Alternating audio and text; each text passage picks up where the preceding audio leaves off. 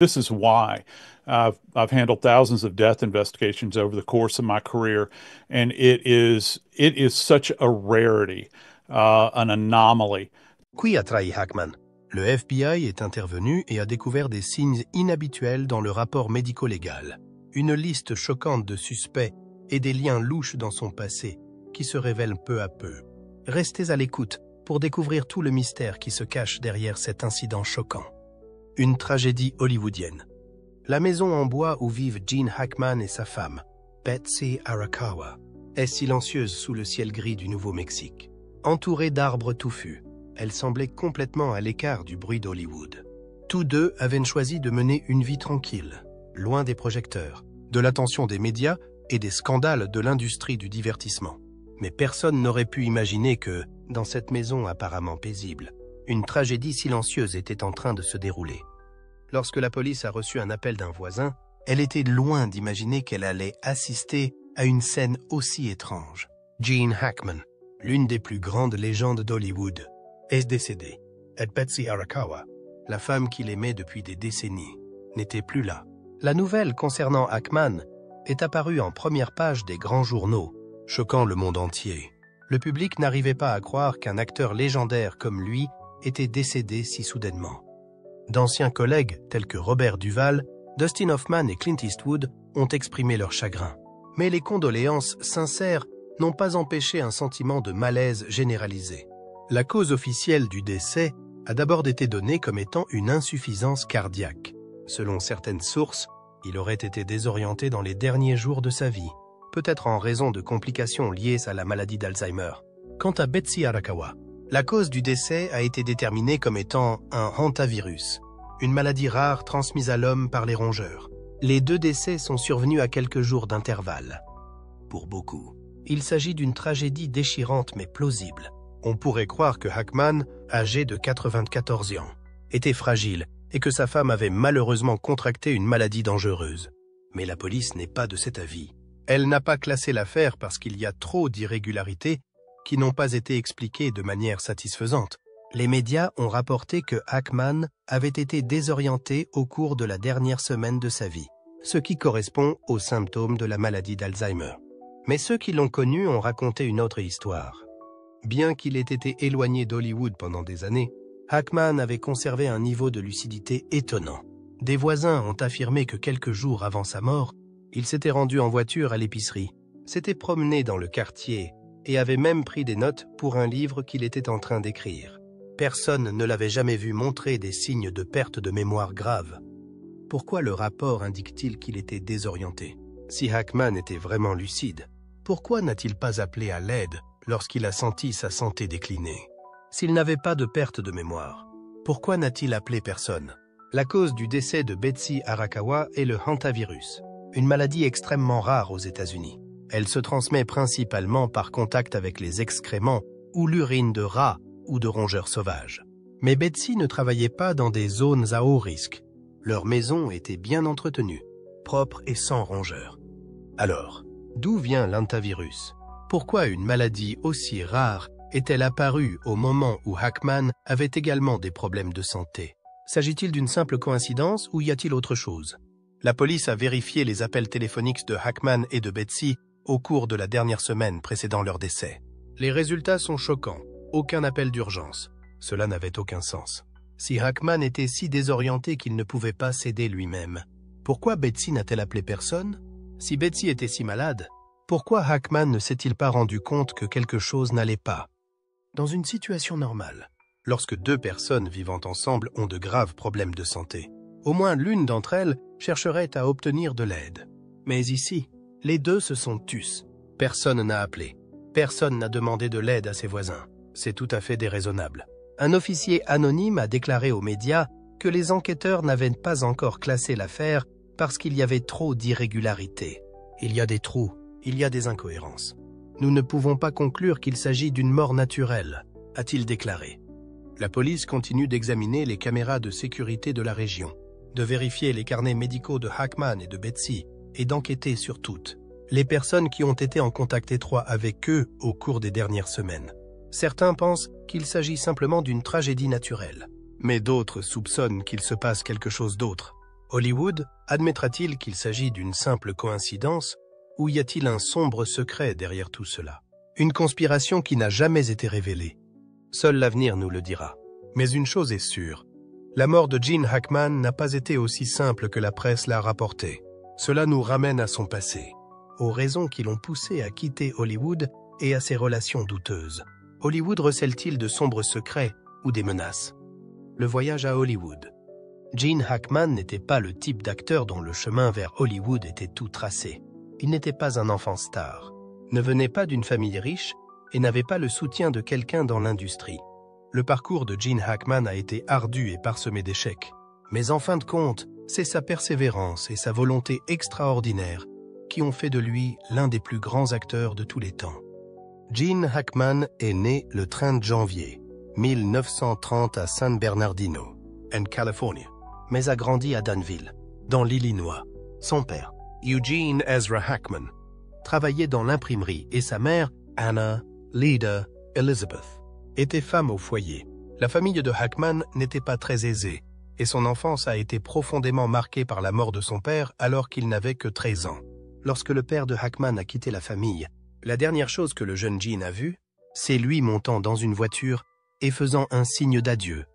Un moment d'amertume dont il a admis plus tard qu'il le hanterait pour le reste de sa vie. Gene Hackman n'était pas un bon élève. Il ne s'intéressait pas à l'école et avait souvent des ennuis. À 6 ans, il abandonne l'école et décide de s'engager dans le corps des Marines des États-Unis.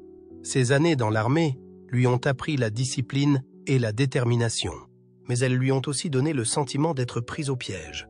Hackman a servi en Chine, à Hawaï et au Japon avant de quitter l'armée en 1951.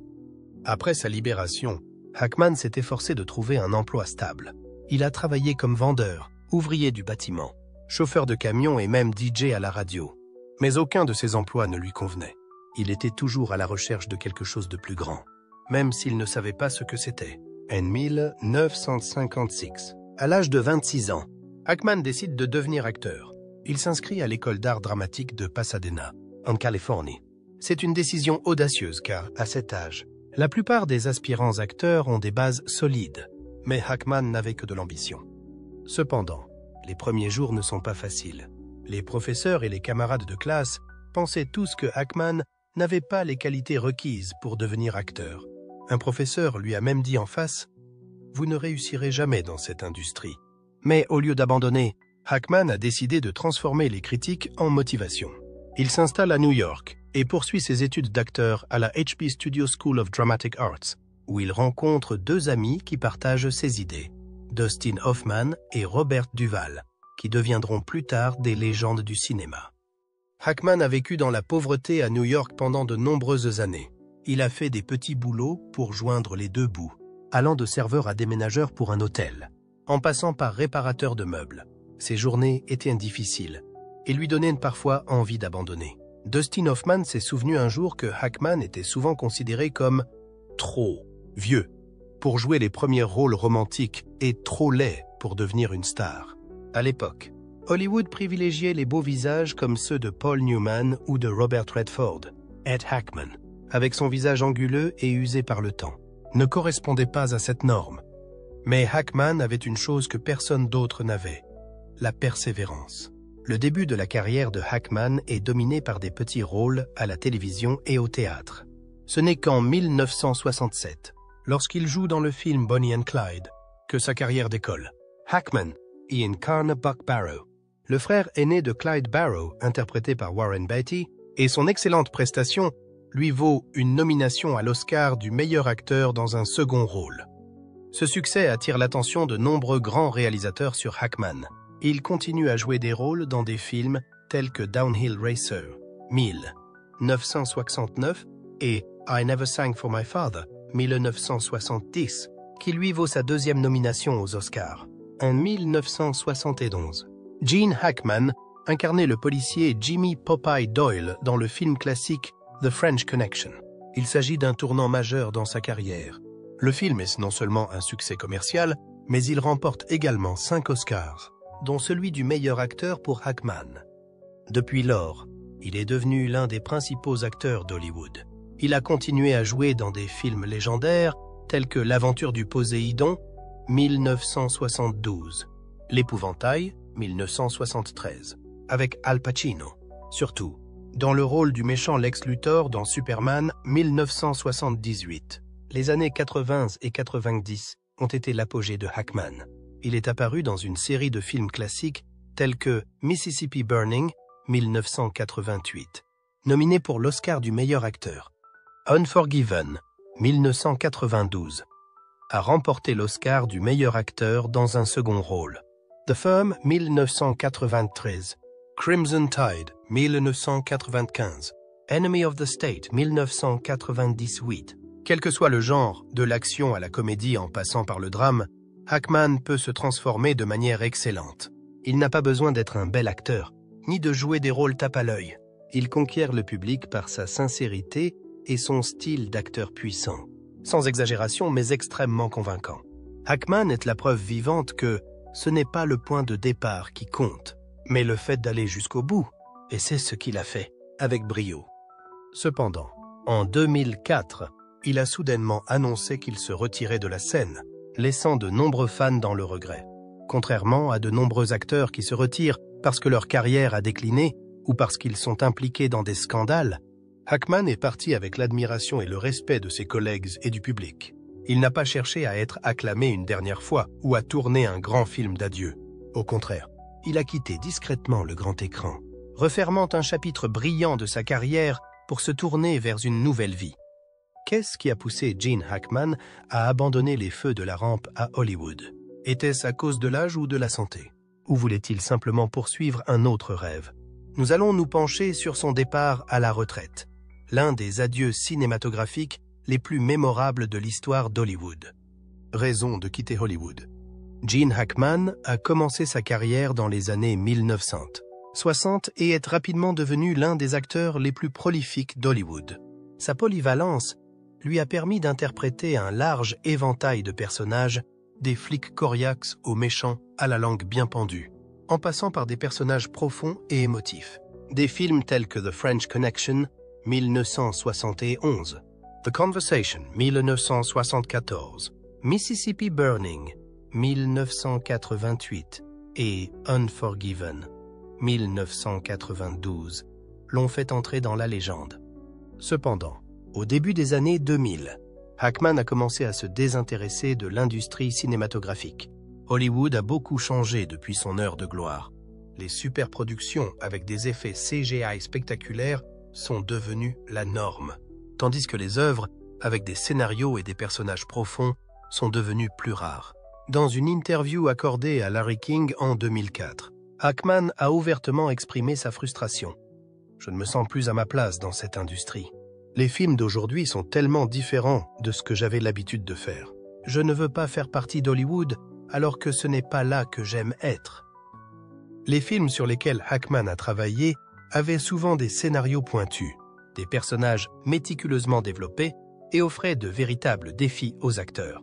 Mais l'industrie cinématographique moderne se concentre sur des super-productions divertissantes et des scènes d'action accrocheuses. Sans la profondeur que recherche Hackman, il ne veut plus apparaître dans d'obscurs seconds rôles, sans grande place pour briller, ni participer à des films dans lesquels il ne se sent plus motivé pour donner le meilleur de lui-même. En outre, Hackman s'est rendu compte que s'il poursuivait sa carrière, il risquait d'être poussé vers des rôles moins attrayants, simplement pour profiter de sa célébrité. Il ne voulait pas que cela se produise. Il a compris qu'un bon acteur sait non seulement comment briller à l'écran, mais aussi qu'en partir. À l'aube de ses 70 ans, Hackman a commencé à prendre conscience de ses limites physiques. Bien qu'il ait toujours été un acteur dévoué, personne ne peut échapper aux effets du temps. Tout au long de sa carrière, Hackman n'a pas hésité à jouer des scènes dangereuses sans doublure. Dans The French Connection, il a participé à des scènes de poursuites palpitantes dans les rues de New York. Dans Unforgiven, il a participé à des scènes de combat intenses. Cependant, avec l'âge, ces scènes physiquement exigeantes sont devenues trop lourdes pour lui. Hackman a été victime d'une crise cardiaque en 1990, mais a continué à jouer pendant plus de 10 ans. Cependant, au début des années 2000, sa santé a commencé à décliner de manière significative. Les tournages intenses n'étaient plus adaptés à sa condition physique. Lors d'une interview en 2009, Hackman a fait part de sa décision d'arrêter de jouer.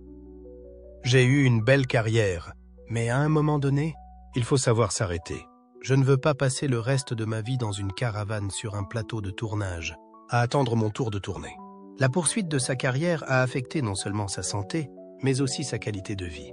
Hackman ne voulait pas passer ses dernières années dans un programme de tournage épuisant, loin de sa famille et de ses amis.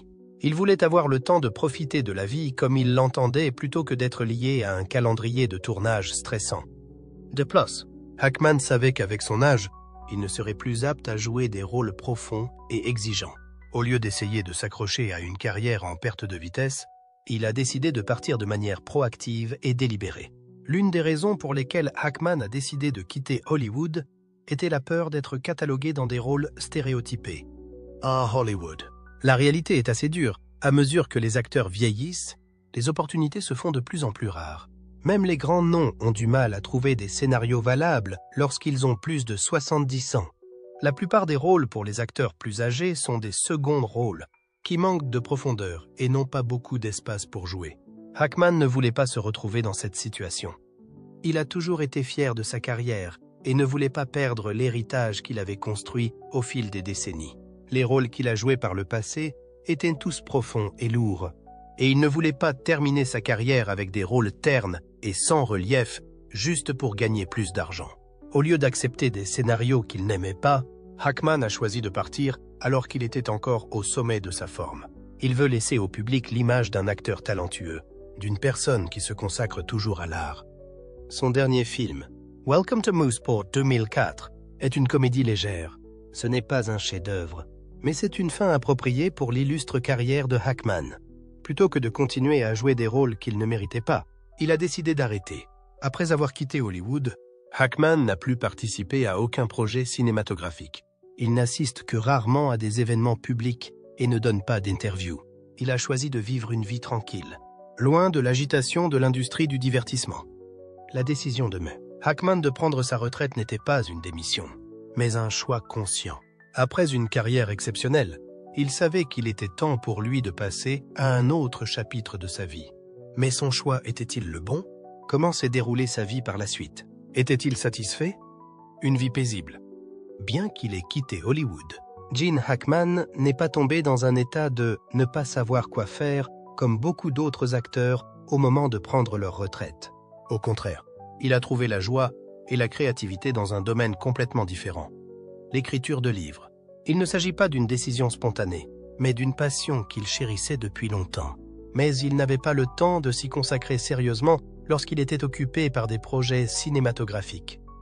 Peu de gens savent que Hackman est passionné d'écriture depuis son plus jeune âge. Tout au long de sa carrière cinématographique, il a toujours aimé lire des livres et étudier l'histoire. Lorsqu'il a quitté Hollywood, il a décidé de concrétiser cette passion en écrivant des romans. Il a collaboré avec Daniel Lenihan, un écrivain spécialisé dans l'histoire maritime, pour produire des romans qui combinent l'aventure, l'histoire et les histoires dramatiques. Parmi les œuvres marquantes de Hackman, citons Wake of the Perdido Star, 1999. Le premier roman de Hackman raconte l'histoire d'un jeune homme du XIXe siècle qui est entraîné dans un voyage en mer dangereux et éprouvant. L'histoire combine des éléments d'aventure et d'histoire, démontrant la profonde compréhension qu'a Hackman du monde maritime. Justice for None, 2004. Situé dans l'ère de l'après-guerre civile, le livre tourne autour d'un homme accusé à tort et qui doit se battre pour retrouver son honneur. L'œuvre reflète l'injustice de la société de l'époque. Escape from Andersonville, 2008. Ce livre raconte l'histoire d'une évasion de la célèbre prison d'Andersonville pendant la guerre de sécession. Hackman construit les personnages et les décors en détail, leur donnant un sentiment d'authenticité et de vie. Pursuit, 2013. Il s'agit du dernier roman de Hackman, une histoire palpitante et captivante sur une chasse à l'homme pour retrouver un criminel. L'écriture a apporté à Hackman la paix et la liberté qui lui manquaient à Hollywood. N'étant plus contraint par des calendriers de tournage serrés ou des exigences de production strictes, il pouvait créer à sa guise. Hackman a déclaré qu'il appréciait de pouvoir raconter des histoires sans se soucier des budgets, des effets spéciaux ou des recettes au box-office. Bien qu'il n'ait pas atteint la même renommée dans le monde littéraire qu'en tant qu'acteur, les livres de Hackman sont toujours très appréciés par les critiques et les lecteurs qui aiment les genres historiques et d'aventure. Plus important encore, il a trouvé une nouvelle joie de vivre, un moyen de continuer à créer sans avoir à se tenir devant la caméra. Après avoir quitté Hollywood, Hackman a décidé de choisir une vie paisible, loin de l'agitation de l'industrie du divertissement. Avec sa femme, Betsy Arakawa, il s'est installé à Santa Fe, au Nouveau-Mexique, un endroit réputé pour la beauté de ses paysages naturels et son atmosphère paisible. Santa Fe n'a pas seulement apporté à Hackman la paix qu'il désirait, mais aussi un endroit parfait pour lui permettre de poursuivre ses intérêts. Il passait le plus clair de son temps à écrire des livres, à peindre et à faire du vélo. L'éloignement d'Hollywood lui permet de profiter pleinement de la vie, sans être dérangé par les médias ou les pressions de l'industrie cinématographique. Hackman aime particulièrement le cyclisme. Malgré son âge avancé, il conserve cette habitude pour préserver sa santé. Il fait souvent du vélo sur les routes désertes de Santa Fe, profitant de l'air frais et des paysages naturels immaculés de cette région. Le vélo ne l'aide pas seulement à se maintenir en forme, il lui offre aussi des moments de calme pour réfléchir à la vie. Par ailleurs, Hackman passe également du temps à peindre. Il adore peindre des paysages, en partie parce que Santa Fe est un endroit où la lumière est magnifique, ce qui attire de nombreux artistes du monde entier qui viennent y créer. Pour lui, la peinture n'est pas une carrière, mais simplement un moyen de se détendre et d'exprimer ses émotions. Depuis qu'il a quitté Hollywood, Hackman apparaît rarement en public. Il refuse la plupart des interviews et ne participe à aucun projet de film. Il veut profiter du temps qu'il lui reste sans être lié par les attentes ou la pression des fans. Lors d'une rare interview en 2020, lorsqu'on lui a demandé s'il envisagerait un jour de redevenir acteur, Hackman a répondu catégoriquement « Non, j'ai fait mon travail. Maintenant, il est temps de profiter de la vie. » Sa réponse reflète sa satisfaction à l'égard de ce qu'il a accompli au cours de sa carrière et la paix qu'il a trouvée après avoir quitté les feux de la rampe. Hackman a eu une carrière brillante, récompensée par 2 Oscars, 4 Golden Globes et d'innombrables autres prix prestigieux. Il a consacré sa vie à l'art et a marqué le public par une série de rôles classiques. Mais il sait aussi quand s'arrêter et quand passer à un nouveau chapitre de sa vie. Actuellement, Hackman mène une vie simple mais heureuse. Il ne se soucie plus de la célébrité ou de la gloire, mais se concentre uniquement sur ce qui le rend vraiment heureux et paisible. Pour lui, passer du temps avec lui-même et sa famille et poursuivre ses passions sont plus importants que tout. Gene Hackman a choisi de quitter Hollywood comme peu de gens osent le faire, partir au sommet, laisser derrière lui un héritage cinématographique admirable et vivre la vie qu'il souhaitait. C'est peut-être ce qui fait de lui une véritable légende. Mais qui était Gene Hackman? Avait-il de profondes rancunes? La théorie de la mort par un tiers est-elle vraie? Relation Gene Hackman. Gene Hackman n'est pas seulement connu comme un excellent acteur avec de nombreux rôles mémorables, mais aussi comme une personne de principes sur le plateau. Il apprécie le professionnalisme et le dévouement au travail et exige toujours la même chose de ceux qui travaillent avec lui. C'est pourquoi de nombreux collègues le respectent. Mais beaucoup d'entre eux se sentent également sous pression lorsqu'ils travaillent avec lui. Cependant, même s'il est très strict, Hackman place toujours la qualité artistique au premier plan. Et ceux qui ont eu l'occasion de travailler avec lui doivent admettre qu'il s'agit d'un acteur talentueux et dévoué. Avant de devenir des légendes hollywoodiennes, Gene Hackman, Dustin Hoffman et Robert Duvall n'étaient que de jeunes acteurs luttant pour trouver des débouchés dans la dure industrie cinématographique. Ils se sont rencontrés alors qu'ils étudiaient à la Pasadena School of Performing Arts et sont rapidement devenus des amis proches.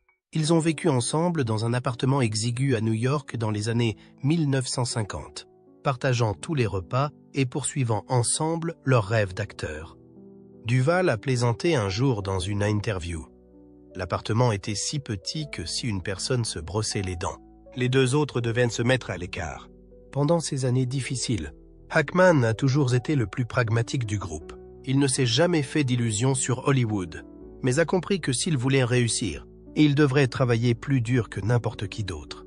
Dustin Hoffman s'est souvenu un jour que Gene n'était pas un rêveur. Il était direct, pratique et n'avait pas peur de dire ce qu'il pensait. Il ne se souciait pas de ce que les autres pensaient, tant qu'il pensait que c'était la bonne chose à faire. L'amitié entre ces trois personnes ne s'est pas arrêtée pendant ces jours difficiles, mais a perduré pendant des décennies. Bien que chacun ait suivi des chemins différents dans sa carrière, ils sont restés en contact et se sont toujours respectés.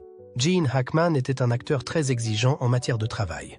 Il exigeait non seulement du sérieux de lui-même, mais aussi de ceux qui l'entouraient. Cela lui a permis de réaliser de grandes performances, mais a également fait de lui un acteur difficile aux yeux de certains de ses collègues et réalisateurs.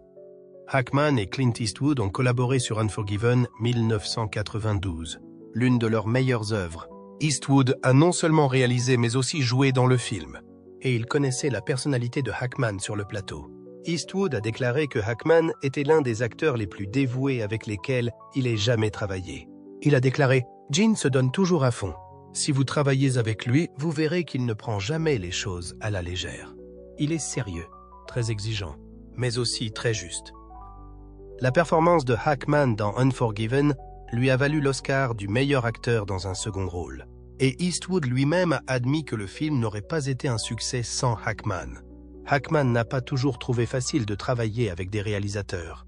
Alors qu'il travaillait sur The Royal Tenenbaums 2001, il a eu quelques désaccords avec Wes Anderson. Anderson était un jeune réalisateur au style méticuleux et créatif, mais Hackman ne se sentait pas à l'aise avec cette approche. Plusieurs de ses co-vedettes, dont Bill Murray et Anjelica Huston, ont révélé que Hackman pouvait être assez intense sur le plateau. Il n'aimait pas faire trop de reprises et demandait souvent aux réalisateurs de raccourcir le temps de tournage. Anderson a admis plus tard que Hackman était un acteur talentueux mais aussi une forte personnalité. Malgré les conflits survenus au cours du processus, Hackman a tout de même donné une excellente performance dans le film. Et Anderson a plus tard exprimé son respect pour lui.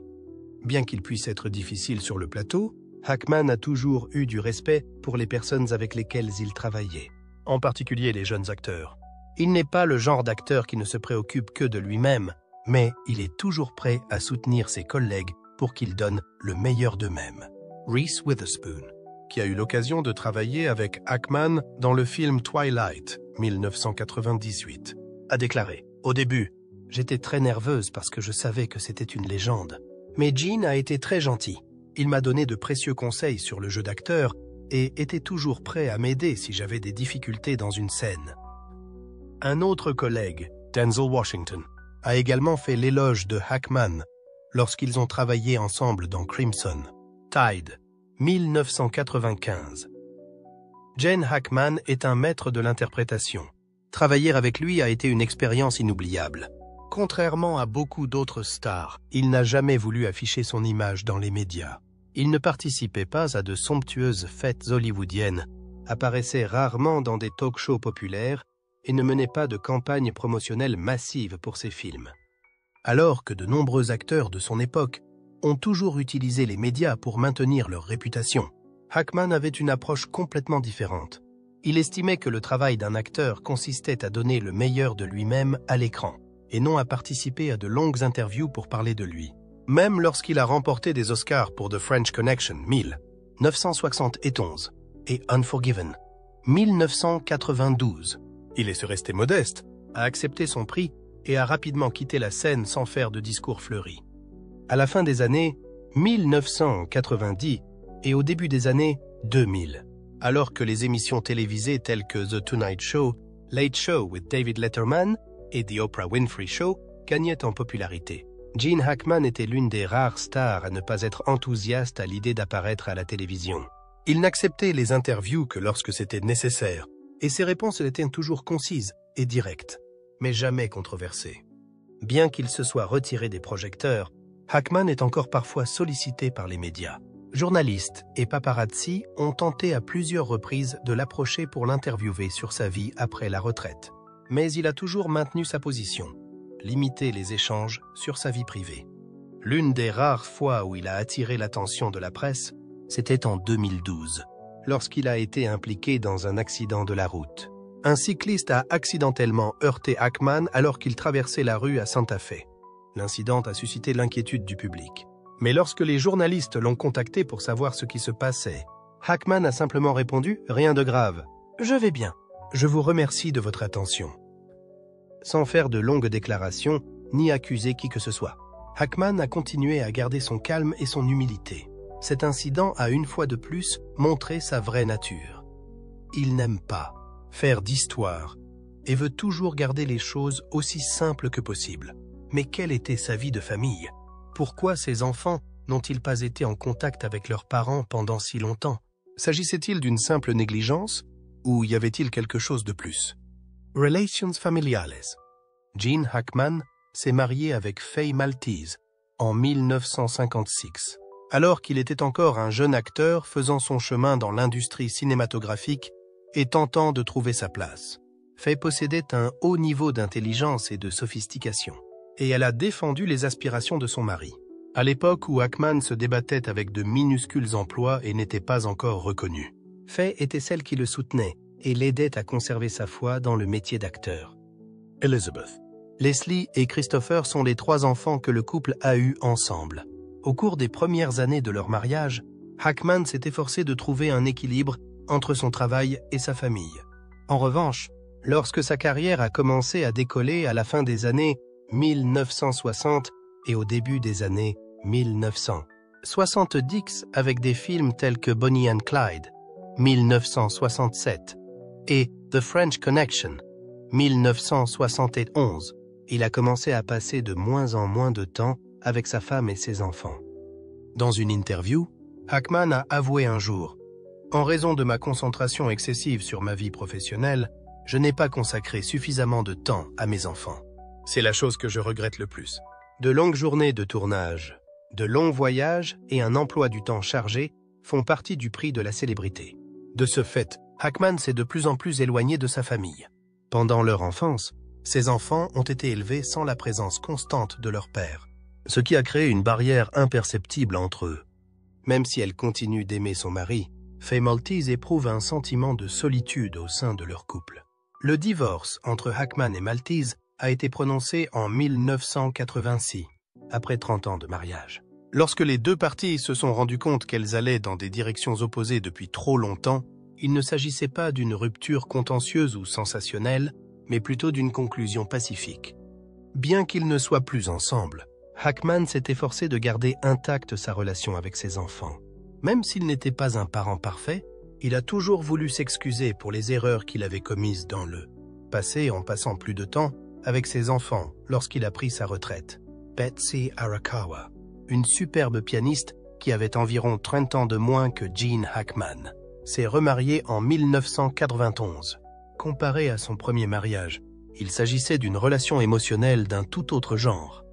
Si Hackman était jeune, ambitieux et pris dans le tourbillon de sa profession lorsqu'il était avec Faye Maltese, lorsqu'il était avec Betsy Arakawa, il était à une autre étape de sa vie. Il était plus mûr, plus calme et prêt à consacrer du temps aux choses les plus importantes pour lui. En plus d'être l'épouse de Hackman, Betsy était considérée comme une véritable compagne. Après avoir passé de nombreuses années accaparée par son travail, elle l'a aidé à retrouver un sentiment d'équilibre et à donner un sens à sa vie. À Santa Fe, au Nouveau-Mexique, une ville très éloignée de l'agitation et du glamour d'Hollywood, les 2 hommes ont établi un mode de vie tranquille. Betsy a toujours été le rock de Hackman au cours des années qui ont suivi. Elle l'a poussé à explorer son nouvel intérêt pour l'écriture. Encouragé par sa femme, Hackman a publié plusieurs livres historiques et policiers, ce qu'il n'aurait probablement pas envisagé de faire s'il avait été acteur. Bien que Hackman et Betsy n'aient jamais eu d'enfants ensemble, leur relation est restée forte et ininterrompue. Ils passaient du temps ensemble, loin des projecteurs et sans se soucier de l'attention que leur portaient les médias, et vivaient une période joyeuse et sans complications. Elle se promenait, faisait du vélo, lissait et aimait la paix de Santa Fe. La question de savoir si Hackman pensait ou non avoir perdu quelque chose avec ses enfants, et s'il regrettait ou non son précédent mariage a été posée par un grand nombre de personnes. C'est tout ce qu'il a fait, sourire et répondre. La vie est un long voyage. Même si je ne peux pas changer le passé, je peux apprécier le présent. Que pensez-vous de sa mort mystérieuse et du fossé qui sépare leur famille? Les enfants étaient-ils trop insensibles? Faites-nous part de vos commentaires dans la section ci-dessous. Nous serions ravis de vous entendre.